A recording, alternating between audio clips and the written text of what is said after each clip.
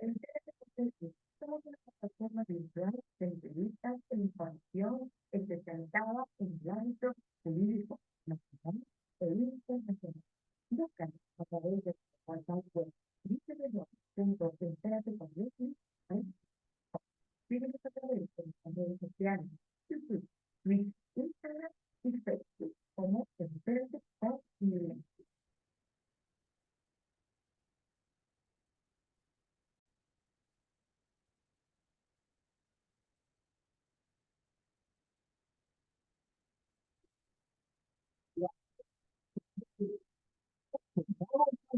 Conductor.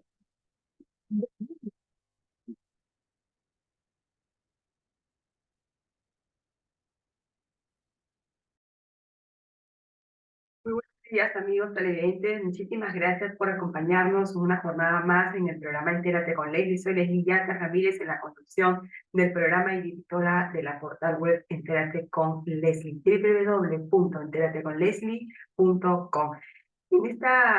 En esta sesión vamos a tener en nuestro bloque de actualidad internacional al doctor Francisco Miro Quesada Rada, con quien vamos a conversar lo que ha sido el año de Gustavo Petro, es decir, el año de gestión de Gustavo Petro. Varios aspectos que vamos a analizar desde la ciencia política en un tiempo récord de 20 minutos para conocer el análisis profundo de lo que ha sido este primer año de gobierno del presidente de Colombia, Gustavo Petro, pero sobre todo que empaña el primer año de gestión con las declaraciones brindadas por su propio hijo, Nicolás Petro Burgos, ante la Fiscalía al sostener que su padre habría recibido financiamiento para su campaña electoral que no habían sido reportadas a la autoridad electoral, lo que nos conduce a presumir que podría ser un financiamiento ilícito proveniente de pronto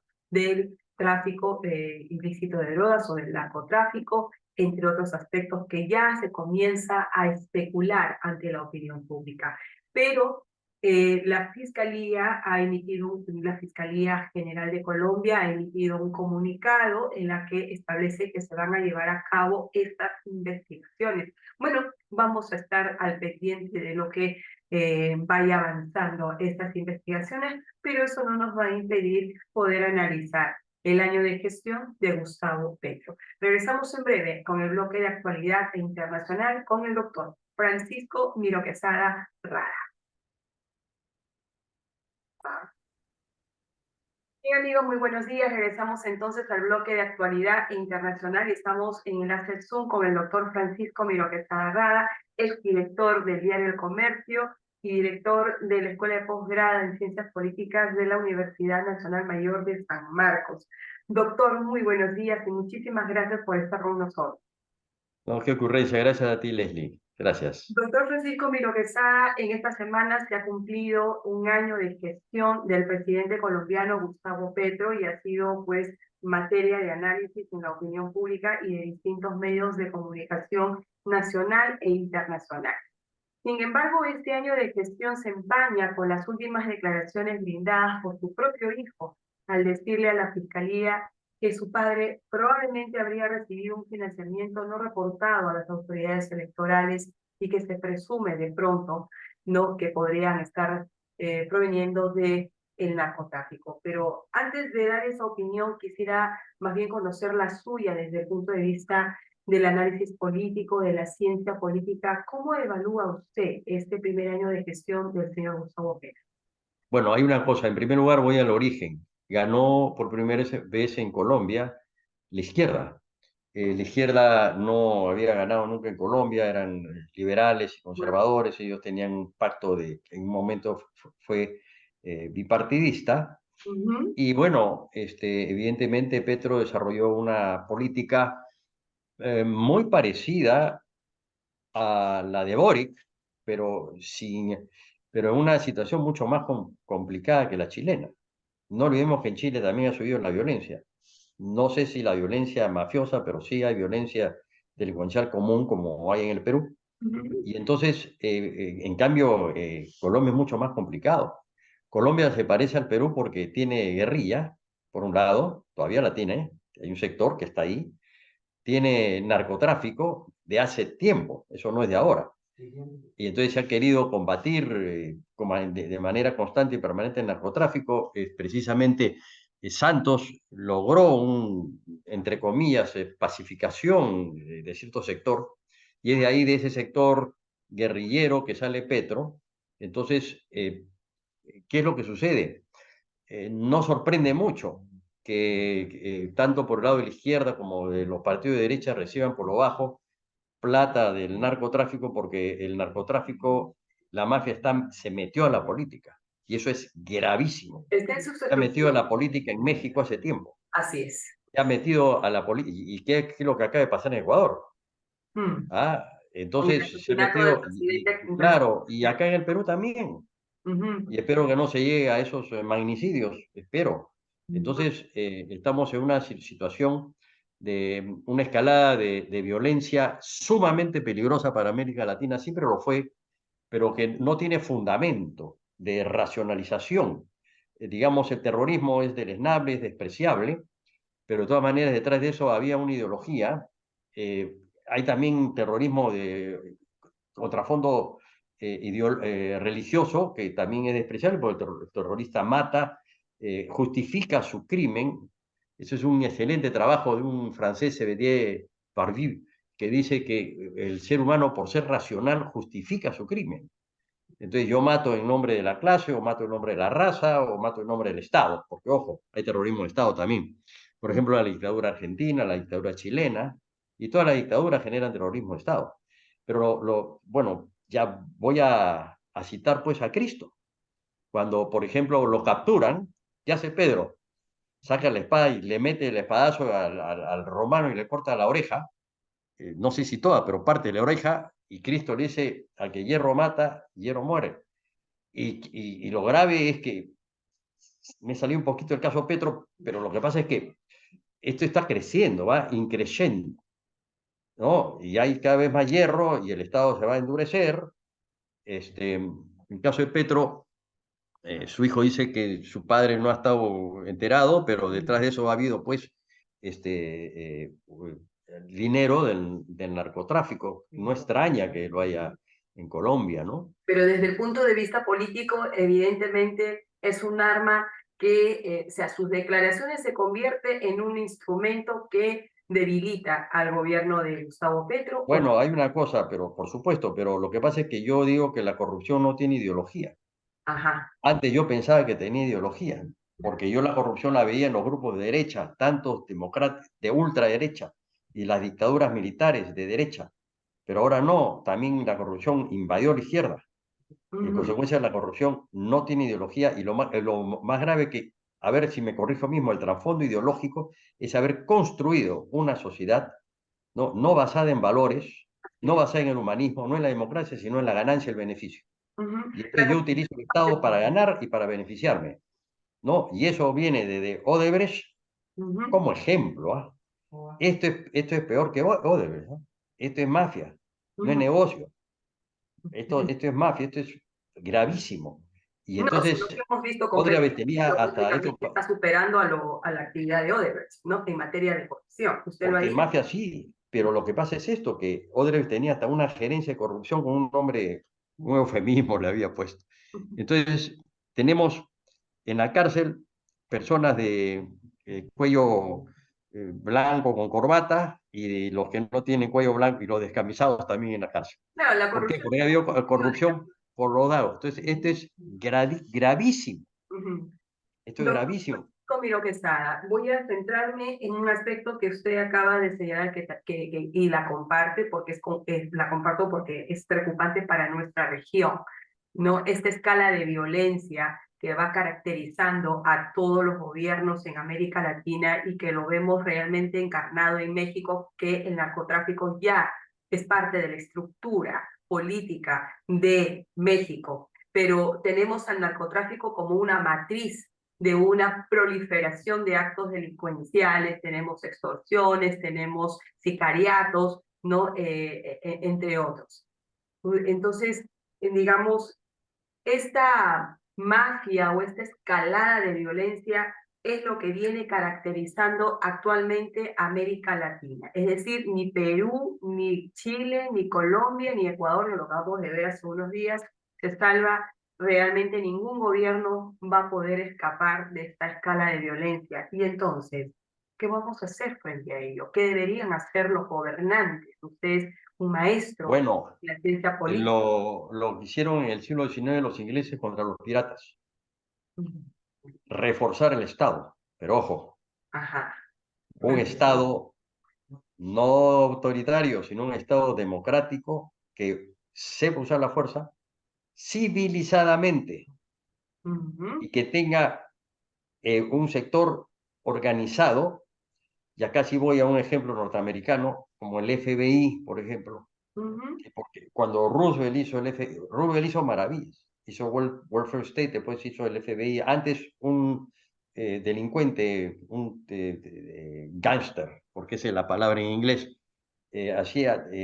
cometía una fechoría, mataba, asaltaba bancos de un estado y la policía del estado lo empezaba a corretear, lo pasaba al otro estado y ya no podía pasar la policía. Eso ujú, ve perfectamente en la película de Bonnie and Clyde, ¿no? En la antigua película de Bonnie and Clyde, donde trabajó Warren Beatty y otra actriz también. Y ahí se ve, entonces, ¿qué? Se frenaba. Entonces, ¿qué hizo? Una policía tipo Ranger, para utilizar ya un término más allá del siglo XVIII, ya una policía FBI, que podía seguir a la delincuencia y destrozaron a los gángsters en los Estados Unidos.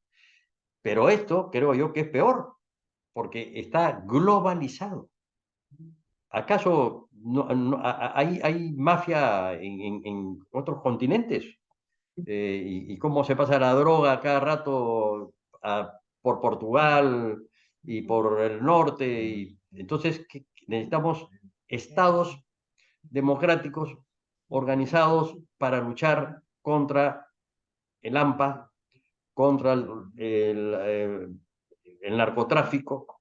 Ya se convierte el narcotráfico en narcopoder. Y narcopoder significa grupo de presión. Esto es, en ciencia política se ve, ya ni siquiera es grupo de opinión, es grupo de presión que además detrás utiliza la violencia. A ver, acá en el Perú el problema que hemos tenido con leyes que han favorecido al grupo de presión, por ejemplo, eso de las multas que tienen que ver con los que los que manejan los micros, etcétera, etcétera, todas estas empresa de transportes.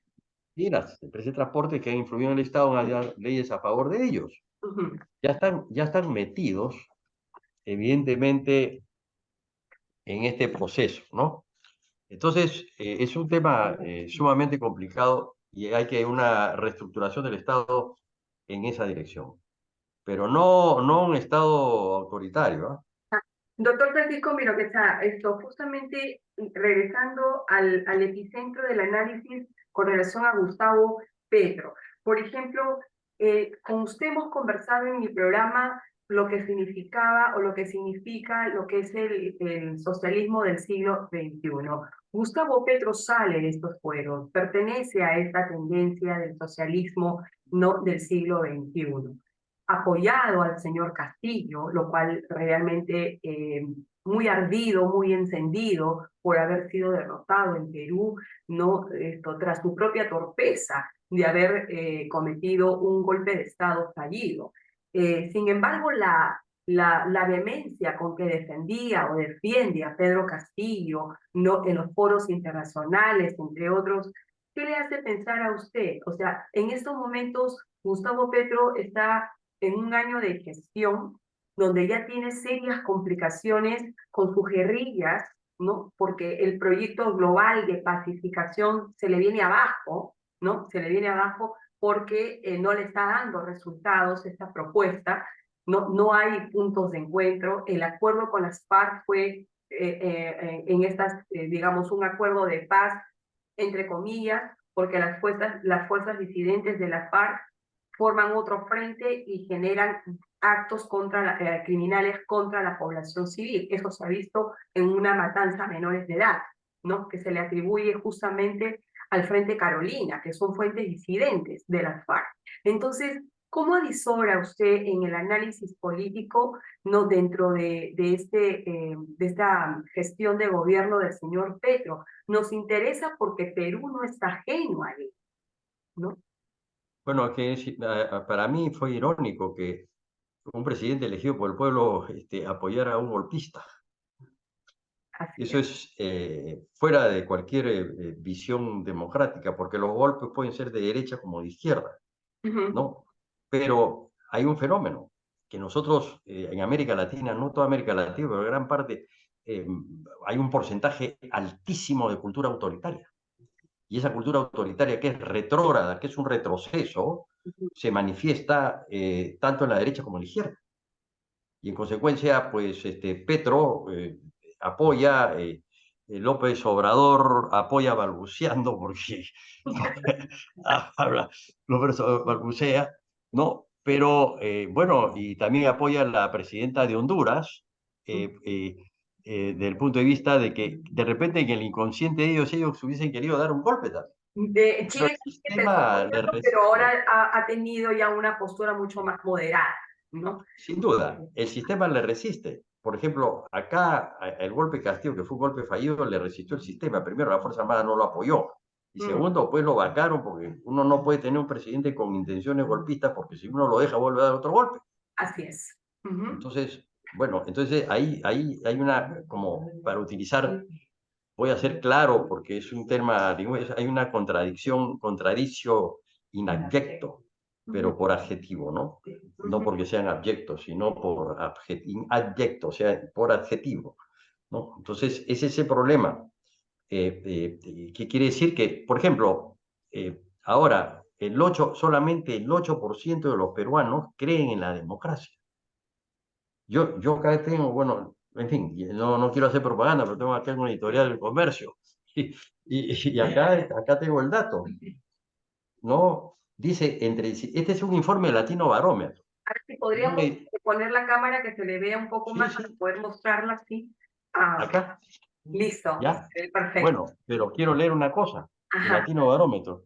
Entre 17 países evaluados, los peruanos son los menos satisfechos con el funcionamiento de la democracia. Apenas el 8%, uno de cada 12 ciudadanos, aprueba la manera en la que opera la democracia. Es preocupante. Quiere decir que acá el terreno está, pero así,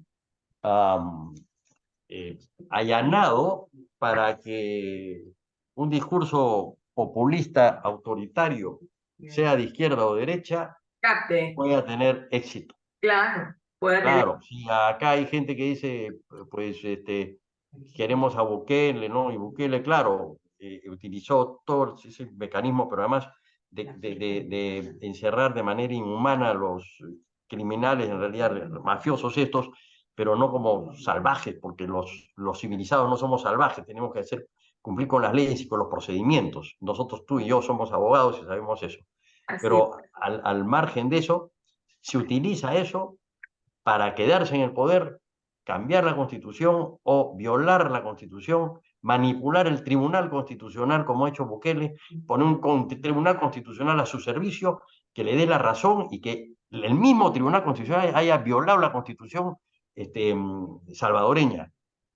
Y eso nos recuerda mucho también a Fujimori, que Fujimori se barrió un Tribunal Constitucional, donde había constitucionalistas de altísima calidad como Aguirre Roca, ¿no? Entre ellos, Rey, ¿quién estaba ahí? Delia, por supuesto, nuestra querida amiga Delia Reboredo, ¿no? Entonces, hay un tribunal de altísima calidad. Entonces, ¿qué pasa? Es un fenómeno muy peligroso y esto ya, pues disculpa que siempre hable de mis alumnos de San Marcos, pero yo siempre les digo en la cátedra que el cerebro de los peruanos está dividido en dos, uno para la democracia y otro para el autoritarismo. Pero a veces se produce un desequilibrio. Ya nos ponemos un poco locos, perdemos la razón y vamos hacia el autoritarismo.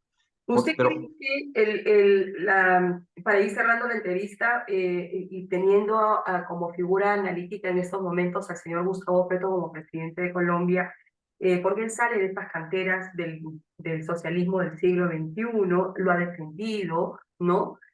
con Bolivia, con Chile, Argentina, ¿no? Sin embargo, Perú no le resultó, pues, ¿no? Perú no ¿no? le resultó, Perú no entró en esa danza del socialismo del siglo XXI, que en otras palabras, y es mi punto de vista personal, considero que esto es un disfraz del comunismo, ¿no? Pero con otras matices, pero sigue siendo el mismo origen, ¿no? Bueno, Entonces, no coincido contigo, ¿ah? ¿por qué? Bueno, no, parece macartismo lo tuyo. No es así. No, no es que sea socialismo del siglo XXI no existe. No existe el socialismo del siglo ¿Y de dónde XXI. salió entonces? Digamos que no, es que es una mezcla de nacionalismo con populismo con tendencias socializantes. A ver, imagínate a un Velasco Alvarado civil. Ajá, El Perú tuvo un gobierno socializante, pero Julio Kondler lo declaró, lo llamó primero nacerismo. ajá, ¿Qué es lo que pasa? Que aparecen movimientos que quieren recuperar lo ujú, nacional, que los peruanos no somos expertos en recuperar lo nacional. mm, No, va bien que venga lo de afuera, pero lo de adentro ahí está dando vueltas. No, y no quiero andar más en eso.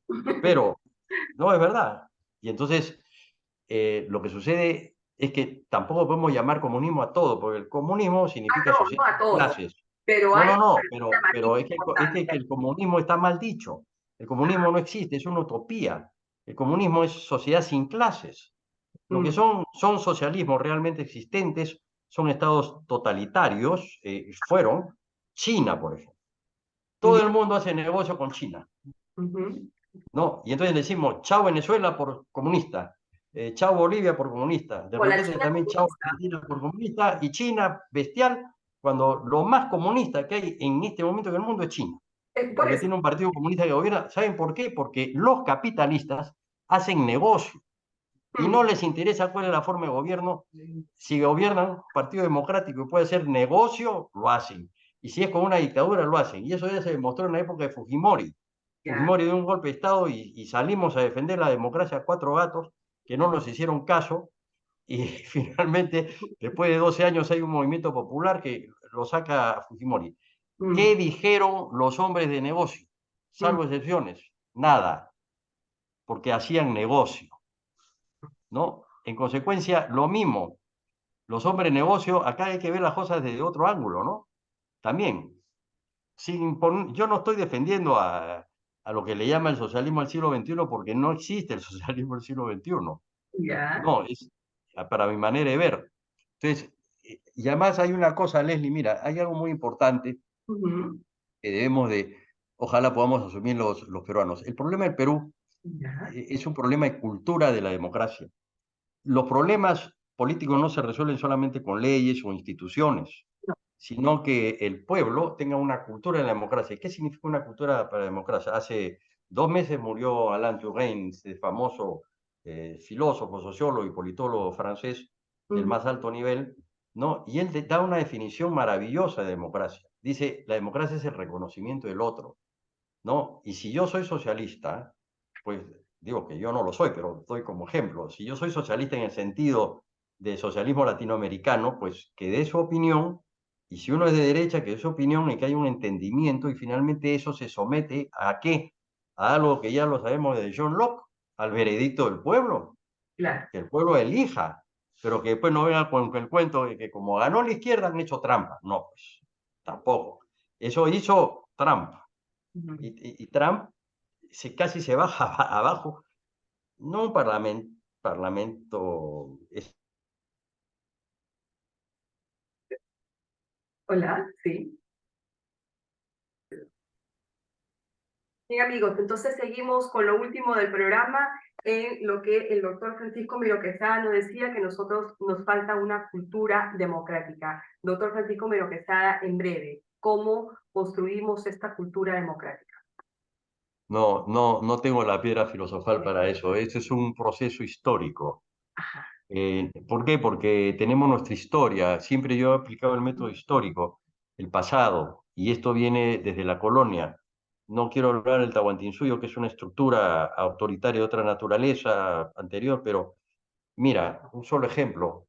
Aquí en el Perú, las clases sociales, las diferencias sociales antes la determinaban no solo por razones económicas, como hay ahora grupo A, B, C, D, etcétera, sino por razones raciales.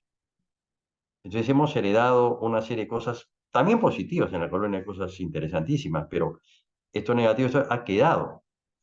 Y entonces a veces, yo he estado leyendo este libro de Harari, muy interesante, de Animales a Dioses, que es recomendable.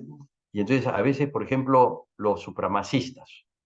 Los supremacistas distinguen a las personas por su color de la piel. O sea, blanco rico, no blanco pobre. Esos son criterios absurdos, esos son mitos, esos son creencias que no tienen ningún fundamento objetivo ni racional, eso es pura ideología, porque deformas las realidades. Entonces lo que nosotros tenemos que hacer es construir un discurso democrático, pero que llegue a la sociedad. Y para eso estamos nosotros, los comunicadores sociales. Estás tú, están todos ustedes, porque que abran espacio a discursos democráticos. Yo no digo que no abran espacios en una competencia electoral, va a haber de todo. Nosotros vamos a tener un cóctel party, pero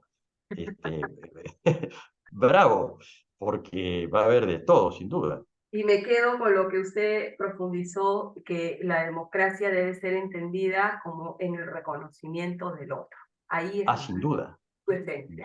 Yo no he leído mejor definición de democracia que esa y tan precisa que además no parece de política, sino es simplemente es profundamente humana. Así es.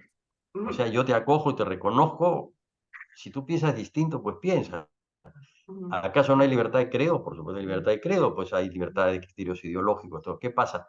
Y para terminar, los que utilizan la violencia, pues la utilizan para eliminar al otro. Lo eliminan al otro porque se creen dueños de la verdad. Así es.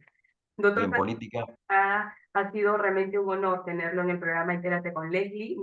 Los voy a tener siempre presente y gracias por sus ilustradas opiniones y por la corrección del socialismo y comunismo. Muchísimas gracias, doctor Francisco Miró. No, Leslie, al revés, muy gentil para ti, a disposición. Gracias, Adiós. doctor. Será una nueva oportunidad. Muy buenos días.